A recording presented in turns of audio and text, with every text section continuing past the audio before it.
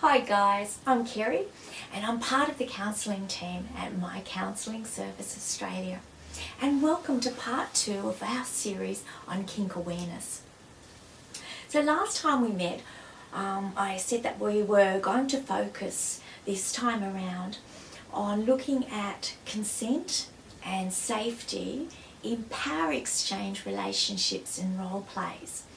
Now, we discussed that power exchange is where someone would take on a more dominant role, which is sometimes referred to as top, or they might take a submissive role, which is sometimes referred to as bottom.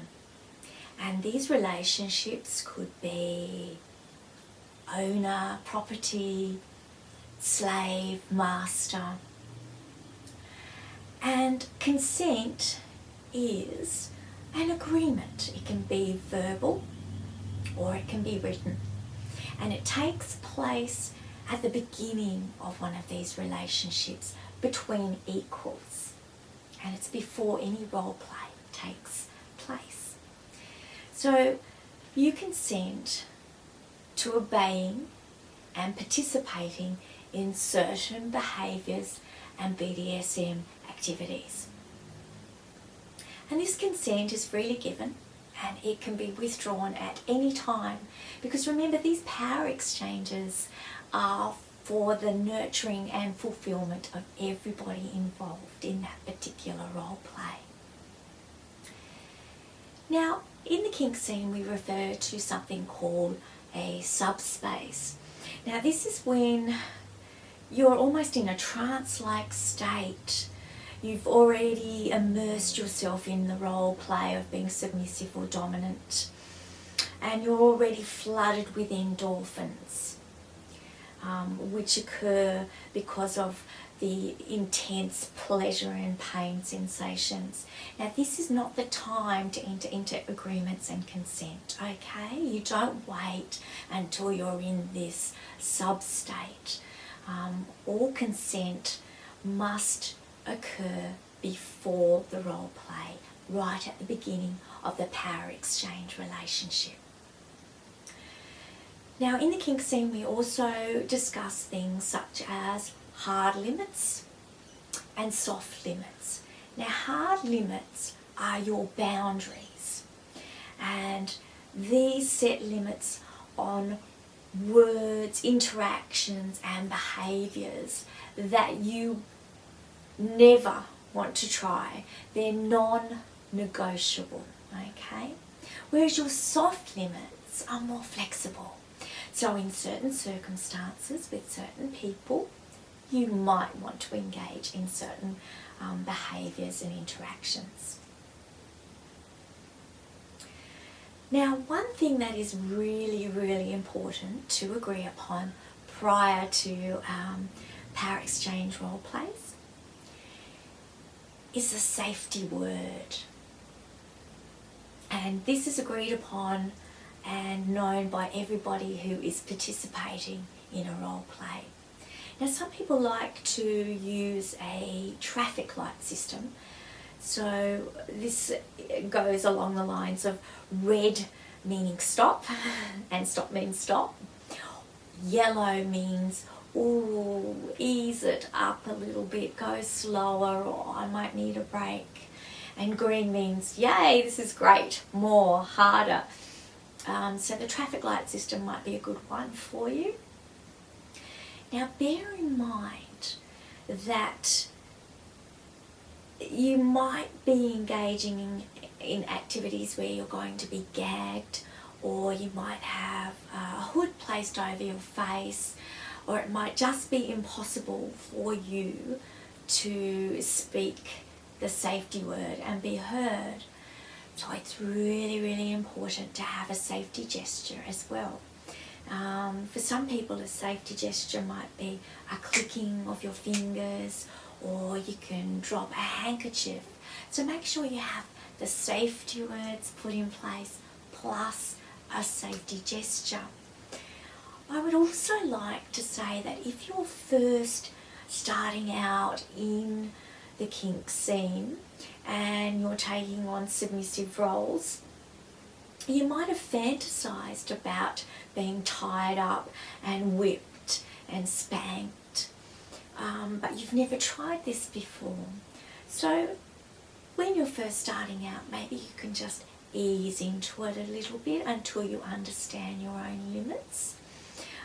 You might say to your top, I've never done this before, so I'd like to be tied up and I'd like you to have your whip and threaten me with the whip or threaten me with spanking, but I don't want to actually go that step further. The threat will be enough to begin with. So set yourself some realistic limits. Also be aware of health limits, health risks and physical limitations. For example, if you suffer from diabetes or have a heart condition, for example, and you're going to engage in bondage type activities, be aware that you might not want your restraints as tight and you might not be able to have them on for long periods of time because of circulation problems, okay? So always be aware of health risks, your own and those of other people that you're playing with, all right? So that's really important to consider as well. Also, what you might want, now we've talked about safety words and safety gestures, but another good idea, if you're meeting someone that you've never met before, you might want to have a safety call. Now this is where you pick someone that you trust and you organise to call them at a designated time to let them know that, hey, it all went well and I'm safe. You might even have a code word that you're going to text them to let them know that you're all right. And this is a really good idea, even if you're not involved in the kink scene, but you're just dating online and you're going to meet someone that you've never met before and you're going to meet them in a private place. You might want to have a safety call. It's a really, really good idea.